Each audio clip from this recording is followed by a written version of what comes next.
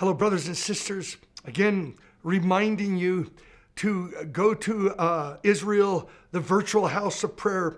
Brothers and sisters, we don't want to just have a call of fasting and prayer for 40 days. We are seeking to launch a virtual 24/7 house of prayer for Israel, praying day and night until he returns. And it's Israel virtual house of prayer, where literally you can be on and be holding prayer meetings for Israel. And then another prayer meeting in Indonesia will take your place, and another in Argentina. Wouldn't that be amazing? So we're actually so encouraged. We want to not just have 40 days, but launch something that will go day and night. Hallelujah.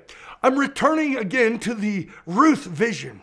And over the next couple times, as I'll be sharing, it's not just about her covenant, which it is, a covenant of love. Literally, the kindness that she shows to Naomi is the word that's used for covenant love, hesed in Hebrew. She's entered into God's heart, her covenant love for Naomi, for the Jewish peoples. And again, I want to say that this vow of Ruth that we're praying for is actually a covenant that is being unleashed all over the globe as we're fasting these 40 days.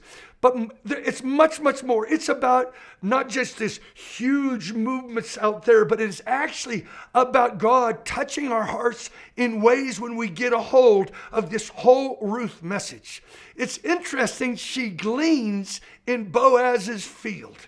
She gleans in Boaz's field, and because of the kindness that she shows to Naomi, that report is shown to Boaz, is told Boaz, and he begins to give her multiplied blessing. That's what's going to happen to the Gentile church worldwide. When we begin to show covenant love to the Jewish peoples, we will begin to receive multiplied favor, multiplied harvest that will not be available. It's when Jew and Gentile begin to move together. But there's another dimension.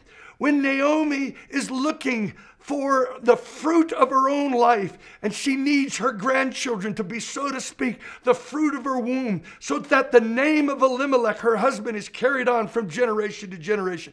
She says to Ruth, tonight, go down to where the harvest is, where the threshing floor is, and there you'll find Boaz, and Boaz will be sleeping, guarding the harvest. And when he's there, find him and uncover his feet, and there lie at his feet. And she goes and does this, and suddenly Boaz awakes from his sleep and wonders who it is. And in reality, what that ritual meant is that she is hiding under the wings of Boaz. She's hiding under his wings, and she's saying, take me as a kinsman redeemer, take me as your wife. And I felt the Lord speak to me. Once the church begins to move with her Ruth calling, she is going to enter into a marriage with Yeshua, into a bridal love dimension. He is going to reveal his kindness through all of his blessing. And he will take us as the kinsman redeemer, and we will encounter bridal love like we never have. I'm finding it happen in my own life. I believe we're entering in, when we begin to move with Yeshua, the bridegroom Jewish man, who's coming back to earth to actually rule and reign, and the marriage supper of the Lamb. We are going to have a marriage bridal encounter with a Jewish man, Yeshua. And something's going to ignite, I believe, in this fast, and I want you to pray with me, an explosion of bridal love. I've been praying this in my own journey on this fast. Lord, I want to love you with fire. I want nothing but your pure love to burn inside of me. I'm saying, Yeshua, I'm even using his name. I've never done this my whole life. But a Native American woman actually kind of is schooling me in this realm. And she said, can you imagine what it means to Yeshua, to Jesus, if we call him the very name that Mary called him, his mom? The name that his disciples called him, Yeshua? I think it must awaken something in his heart. This is a part of our returning. We want to love you. We want your name to be very precious to us. And I've been praying, Lord, marry me, Jesus. Bring me into bridal love, Yeshua, like I've never known. And I've actually been experiencing. I'm praying for this kind of Ruth awakening, that Yeshua will take us under his wings. And I'm finding my heart hiding underneath his wings.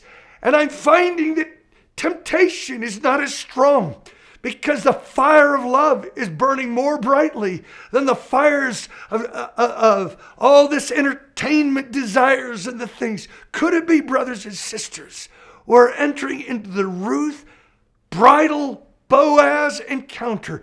And when we do, we will bring forth the children of the salvation of the Jews, and will bring forth the return of the Son of David. Not just the Son of God, the Son of David, who will rule forever in Jerusalem, and his bride will be seated with him on his throne.